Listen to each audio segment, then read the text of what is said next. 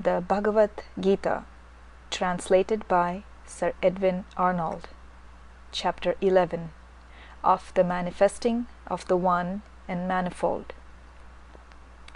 Arjuna, this for my soul's peace have I heard from thee, the unfolding of the mystery supreme, named Adhyatman, comprehending which my darkness is dispelled.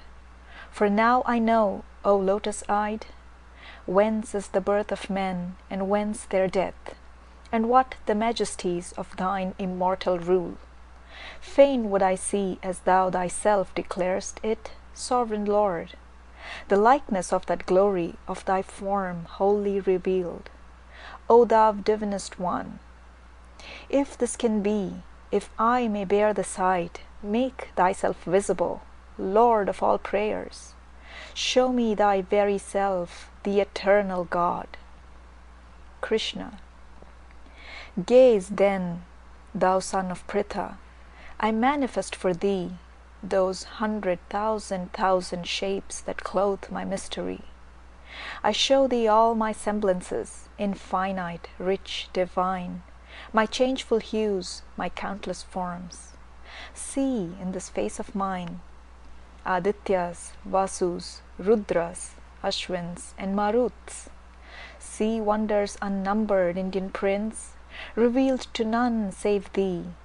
Behold, this is the universe. Look, what is life and dead? I gather all in one, in me.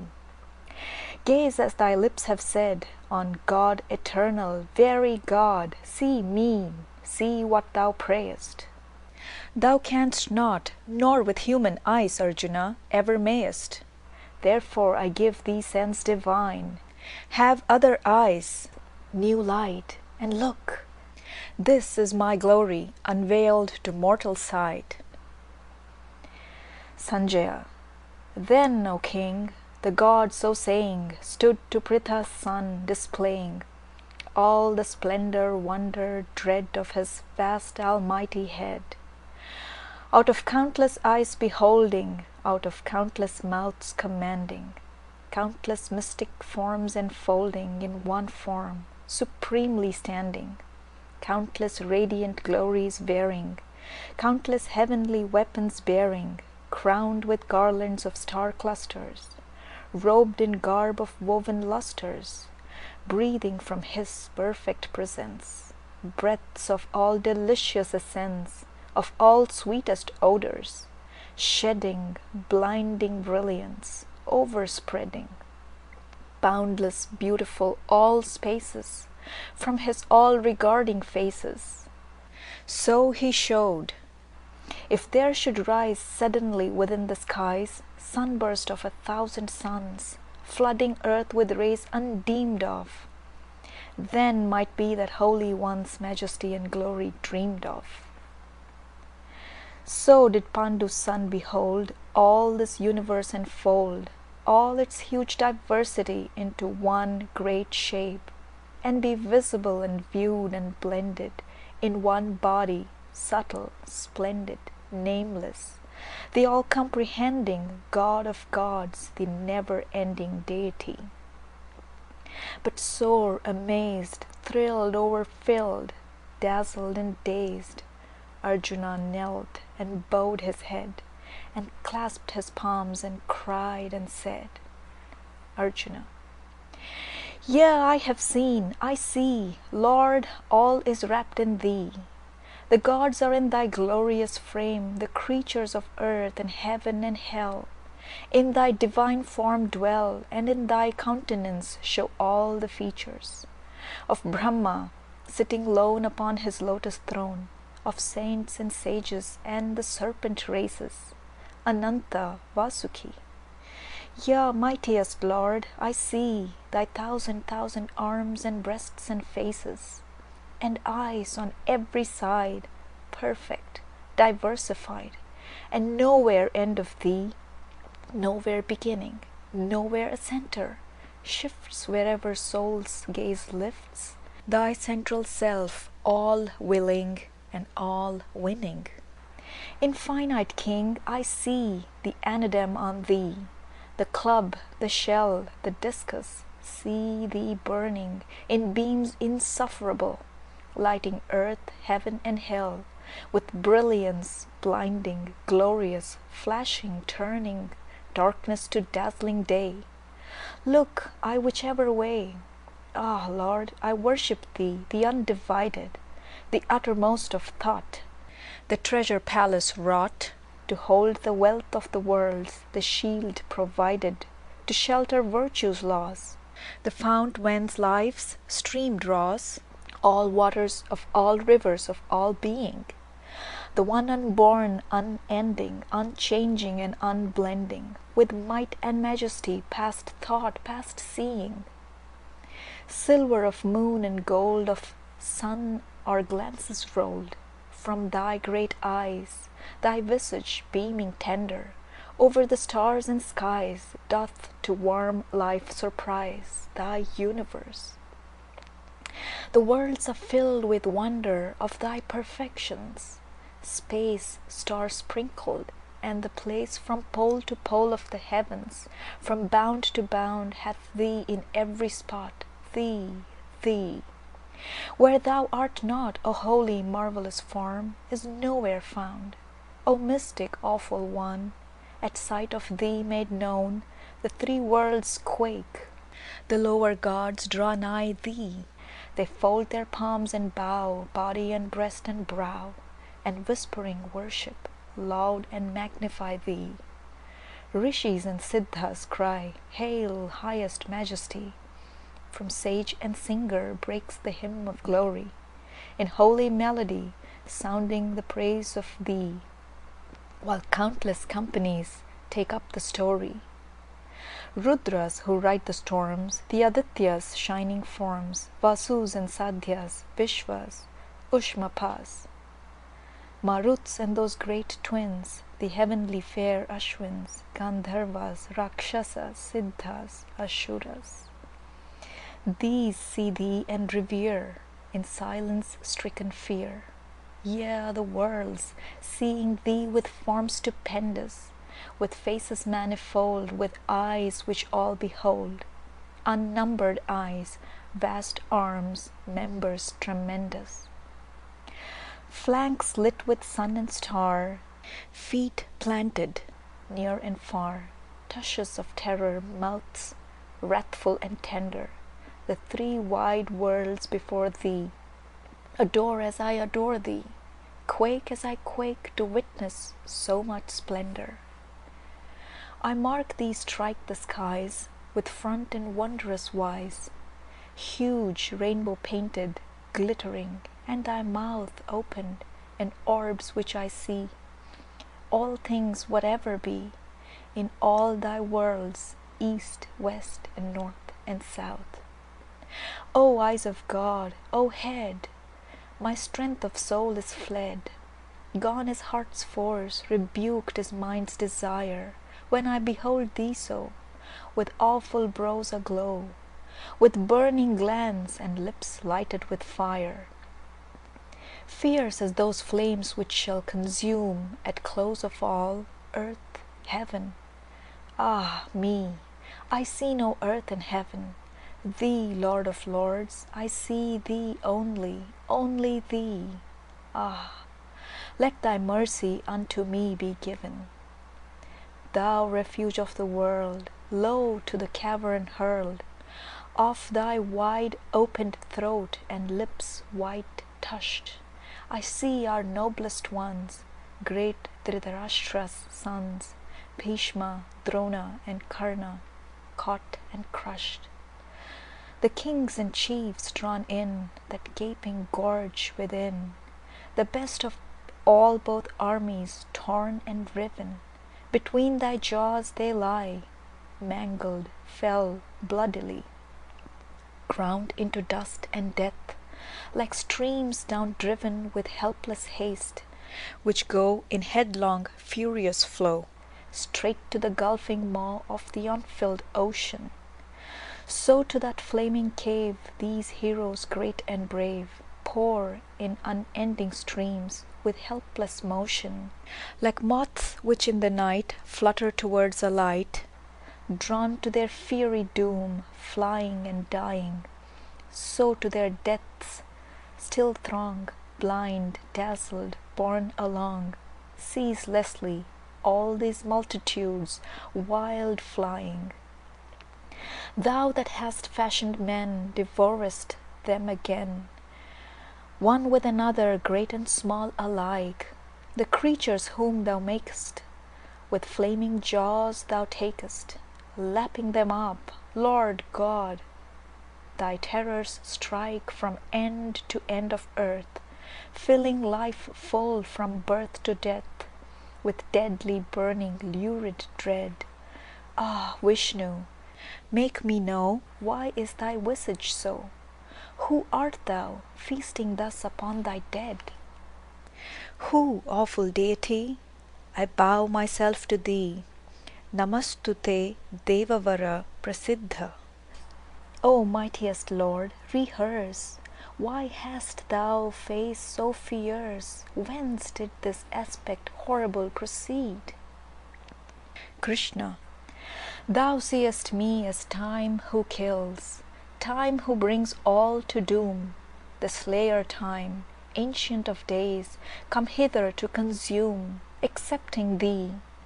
Of all these hosts of hostile chiefs arrayed, there shines not one shall leave alive the battlefield, dismayed, no longer be. Arise, obtain renown, destroy thy foes, fight for the kingdom waiting thee, when thou hast vanquished those. By me they fall, not thee.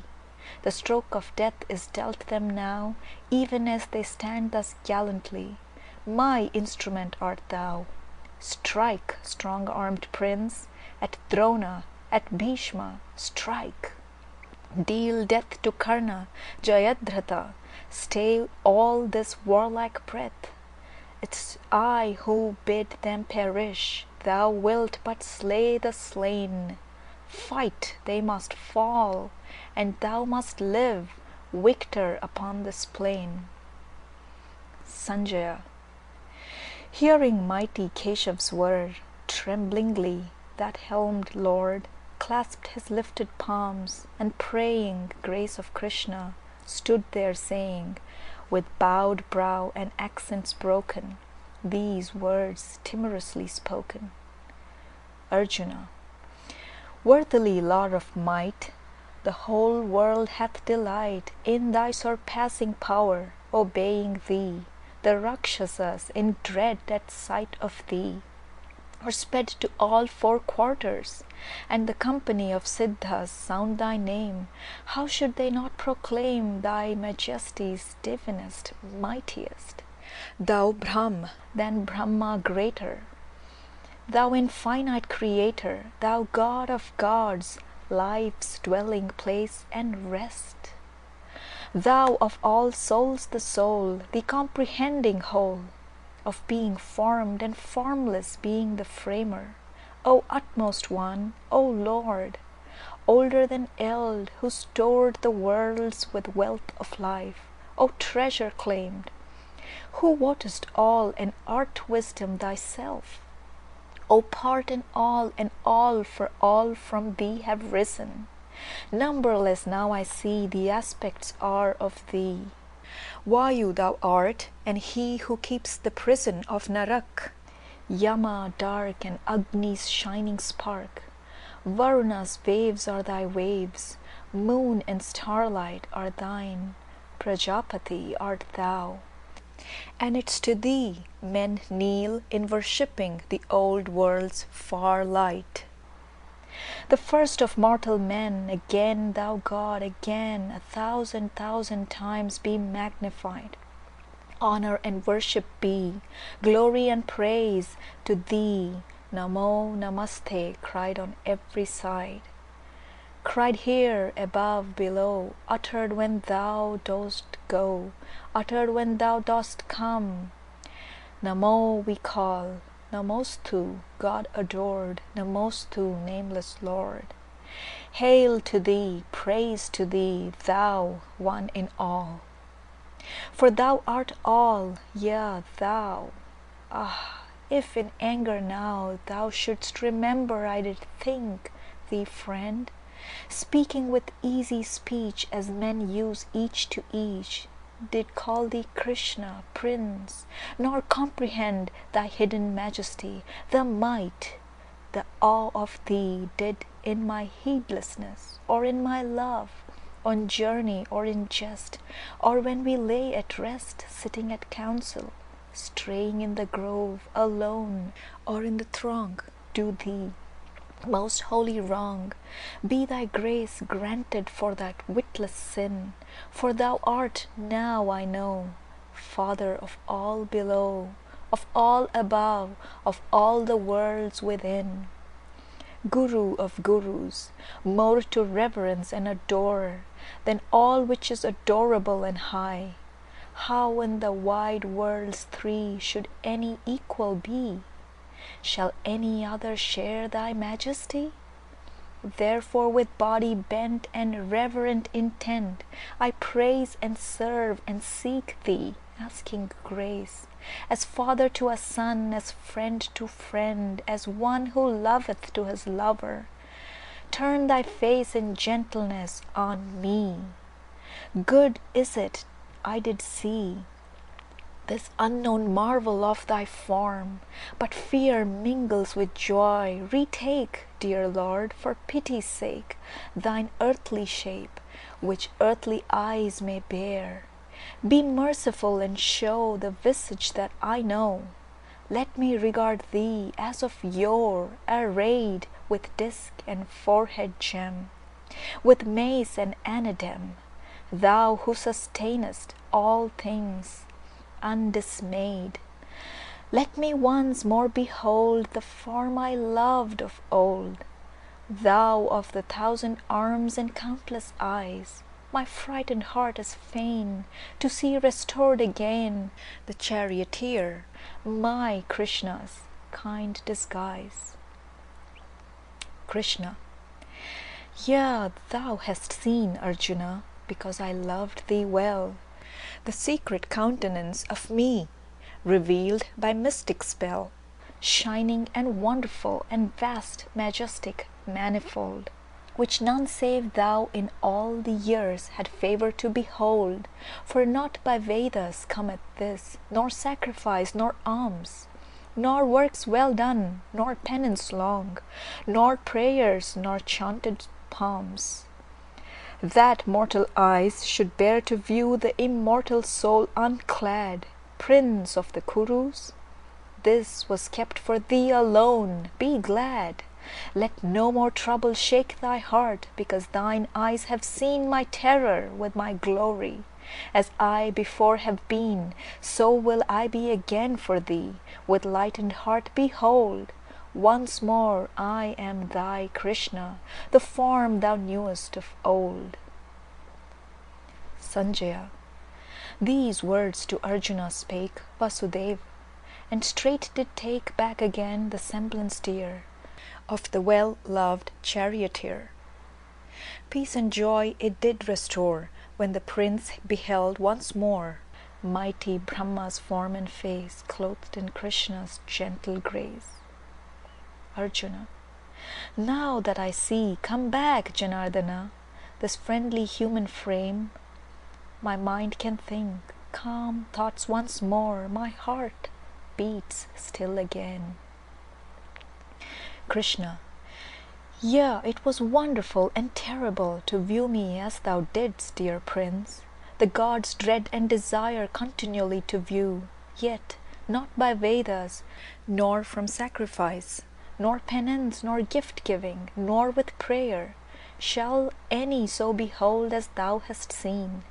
Only by fullest service, perfect faith, and uttermost surrender am I known and seen and entered into, Indian prince, who doeth all for me, who findeth me in all, adoreth always, loveth all which I have made, and me for love's sole end. That man, Arjuna, unto me doth wend. End of chapter 11 of the Bhagavad Gita, entitled Vishvarupa Darshanam, or the book of the manifesting of the One in Manifold.